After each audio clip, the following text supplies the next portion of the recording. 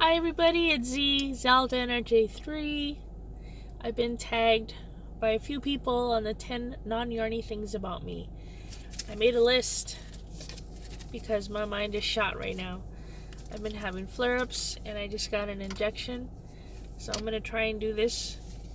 Hopefully I don't offend anybody because y'all want to know 10 non-yarny things about me. So you all know I'm going to be speaking truthfully.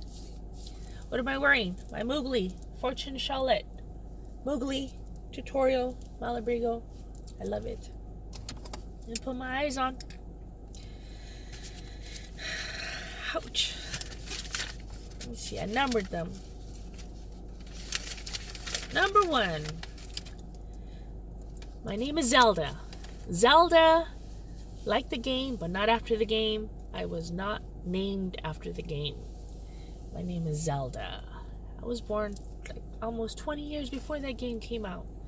So, it's Zelda. Not Sandra, not Griselda. Zelda, Z-E-L-D-A. Number 2. I'm part of a Mexican family. My dad is from Wichita, Kansas. And my mom is from Chihuahua, Mexico. And my Spanish is poquito. I understand almost everything in Spanish, but to try and talk to you back in Spanish, like, it's poquito. I can be fluent some days and other days, I don't know, jack squat. What you looking at, son? I also have road rage. I'm sitting in a parked car. Don't worry, y'all. It's parked. Okay, so number 3. I learned to drive a car when I was 10 years old. My dad taught me before he passed away. I used to sit on his lap. That was before seatbelts. I used to sit on his lap on his 1976 Monte Carlo. And he did the gas and the brake and he just sat back and I would drive. And then my parents, they cleaned buildings. So while they were cleaning, I would be practicing going in reverse and parking and going in reverse and parallel. So that explains why I love to back in all the time instead of pulling in forward. I'd rather back in because in this way I can just pull right out. Number 4. Other than crochet, my second favorite passion is taking naps. I love taking naps, whether it be a quick 30-minute nap or a 7-hour nap.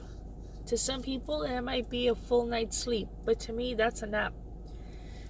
Because I work too much, and this RA is no joke. It's really draining me. I spent yesterday all day in bed, sound asleep.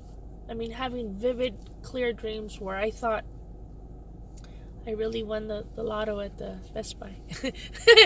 That's another story, but I love taking naps. Number 5. I don't know if you guys know this. I went to modeling school and I graduated.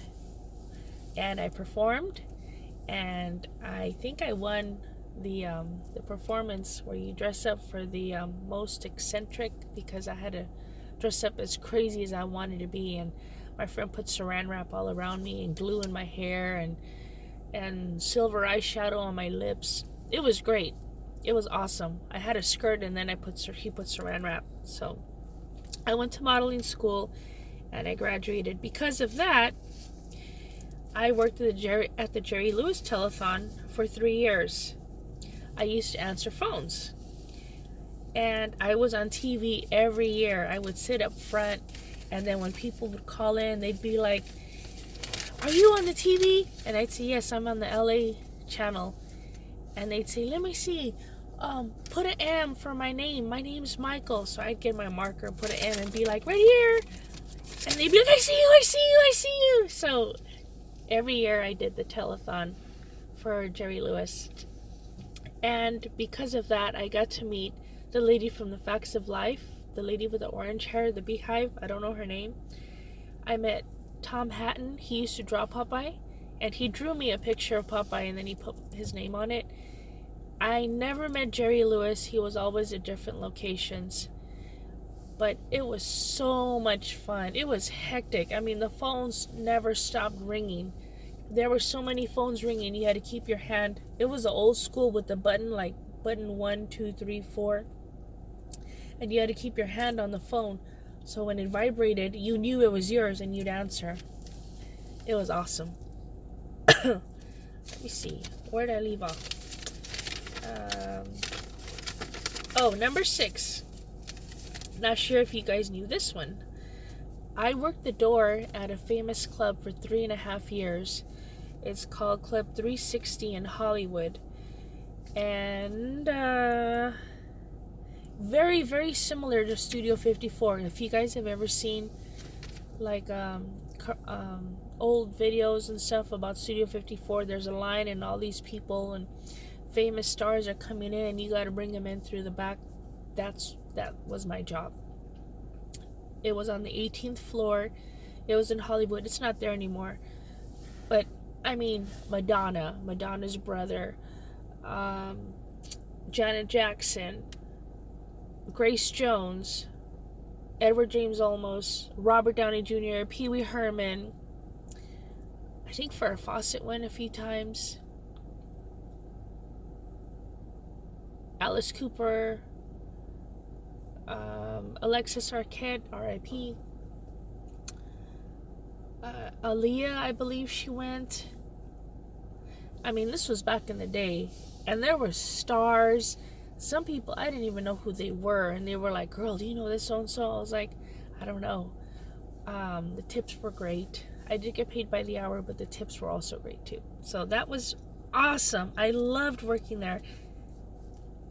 And I would work after the post office. So as soon as I finished working at the post office, it was every Tuesday night. It was called Club Beige. I would bring my, regular clothes, and then I'd go stand there at the door from like 9 to 1. It was awesome. I had the best time ever. The energy was incredible. If you ever get a chance to go to like a similar club of Studio 54, I highly suggest it. It was the best. It was the best ever. So number 6. Oh, that was number 6. Number 7. People see I have tattoos, but they don't know how many I have, and neither do I. I lost count. My first tattoo I did myself, and my last tattoo is this one. My hand, it says all you need is love. So when people ask me how many tattoos do you have, I say just one, and then I pause and say one big one. Let's see, people on tattoos. Number 8. Where's number 8? Oh, number 8. Holy smoly, this is a big one. This might be a deal breaker. I may lose folks. Number 8. Something morbid about me. Okay, this is something I do, not something I want people to do for me. Please don't send me none of this stuff. I have to be attached to these people in some way, or I have to have some type of fascination for what I'm about to say regarding that person. Please don't send me. Let me read to you. Something morbid about me. When a family member or close friend passes away, I have to keep something of theirs as a remembrance. Either a flower off the casket or part of the cremated remains. For example, all the dogs that have passed, when they were cremated, I have their little cremated remains on a shelf. A good friend of mine, he passed away. I have some of his remains. A couple of my other friends. I have my grandson who passed away. He is my firstborn. That's baby Michael. And then flowers. All my close friends. Everybody that's passed away. Family members. I grab a rose off the casket and I keep it. Or at the end how they give you a rose to throw on the casket. I keep it. And I let it dry and I keep it in my room because I need to keep this connection with them. That's just me. I don't know how y'all feel about that, but that's just me. Here's another example of my morbidness. I went to the Winchester house in San Jose, and this guy I used to date, my ex, he knew how much I had a fascination about death and how excited I was to be at the Winchester house. So when we did the tour, they showed us around all the rooms, and then they showed us the room where the lady actually died. So the whole place was under construction, and they had us all gather up against the wall. They had the bed roped off, but they had us all gather around the wall. So we're all like kind of leaned up against the wall, and then the door, the jam when the earthquake hit, it made the top of the door at an angle. Bye, doctor. He drives a fancy car. So the door, instead of being level, it was at an angle, and you couldn't shut the door anymore. And I mean, all the walls were falling apart. So it was under construction. And as he was leaned back, we're all leaned back up against the wall. I didn't know this till the end. He grabbed a piece of wall fragment, and then when we got out of the tour, he was like, "I got something for you." And I said, "What?" And he goes, "Close your eyes and put your hands out." I was terrified to death, because this man, he enjoyed animals and dead animals and stuff, and that's not my get down. So I put my hand out, and I'm like, oh my god. And he puts these little fragments in my hand, and I was like, what does he have? I said, what is this? And he goes, you remember the room that she died in, Mrs. Winchester? And I said, yes. And he goes, I took that off of the wall. And I'm like, what? He was picking at it when he had his hands back up against the wall. He had been picking at it, and he grabbed some fragments. So we went to the gift shop right away, and we got a little heart-shaped box, and then one of these charm bracelets of hers, had the carriage, the Winchester house, and it had the little rifle because it's named after the Winchester rifle. And I put that all around the box. And let me tell you, for a week, I was having dreams of me being like back in the 1920s or the 1940s, and I'm sitting around with people where they wear like they have the bustle and the tight thing and the Victorian dresses, and the men all have beards like Abe Lincoln, and they're taking shots. And then the saloons, how they have the little double doors that hit when you go through. Ooh, I mean, I still have it. I didn't get rid of it because that's something very precious to me. So that's something morbid about me. That was number 8. That's why I said, please don't send me no cremated remains. That was my thing. Number 9, pet peeves. Now, I did this because Debbie, the Canadian crocheter, hi Debbie, I love you. Debbie did this, and I have some pet peeves myself. For example, if I'm driving down the street, I'm in my big truck, I'm driving down the street, and here you go, when you open your door, you leave that sucker wide open, I'm coming down the street, I'm going to take your door out. Like that. Done. You will not have a door anymore. People do that all the time. They open the door, and then they go around and go light a cigarette or talk to their friend. Well, this door is wide open. Why? Close the damn door. You got out? Close the door. That's a huge pet peeve of mine. Close the door. Another pet peeve, every time I go to Walmart or any store, never fails. Somebody always bumps into my butt. I don't have a big butt, so there's no reason for you to be bumping into my ass. But it's always, oh, I'm sorry, and it's always that one guy, he didn't know, or the one old lady that for some reason enjoys rubbing my butt with her hand and saying she's holding her purse. Please, do not rub my ass. There's no need. Give me space. I don't like to smell your foul breath right here as I'm standing in line trying to buy something. So that's a pet peeve of mine. Give me space. Because I will cuss you out. I will push you and I will cuss you out in a minute.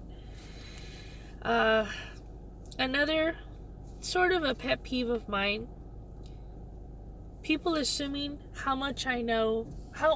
People assuming because I have tattoos, they come up to me and they're like, hey, I got this idea for a rose with a dagger and a name about this high. How much do you think that would cost? I don't know, man. I am not a tattoo artist. I don't know. You have to go to the shop. Well, what do you think they charge? I don't know. I am not a tattoo artist. I just have tattoos. That's all. That's it. I'm not a tattoo artist, so no need to ask me because I don't know. Another pet peeve is when I'm waiting to get my food prepared, like if I'm at a buffet or Subway or wherever, and I see you. Okay, ma'am, what would you like?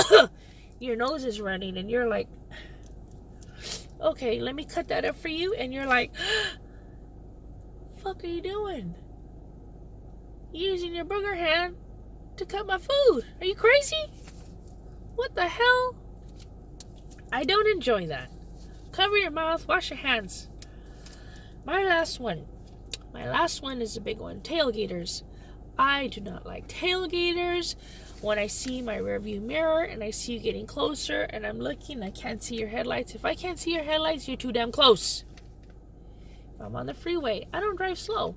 I usually do 70 to 80, something. Don't tailgate me. All the lanes are open over here, man. Get your ass over there on that side. I got a shot. Oh, I have a lump. Please, please, don't tailgate me. Go around.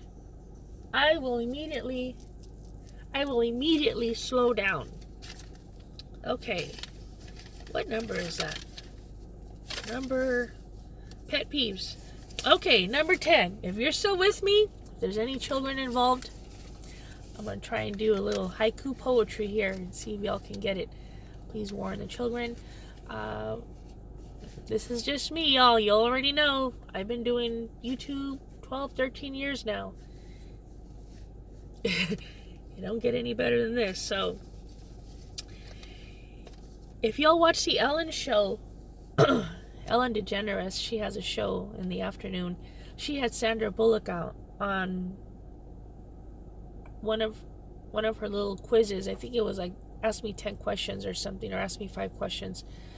She had a very similar answer to mine, except mine is not going to be as graphic as hers. And if you guys already know what I'm talking about, here I go. Number 10. Here's a riddle for you. What I like to drink can't be bottled, but it does come straight out the tap. And that's how I'm going to end it. Peace out, homie. Bye.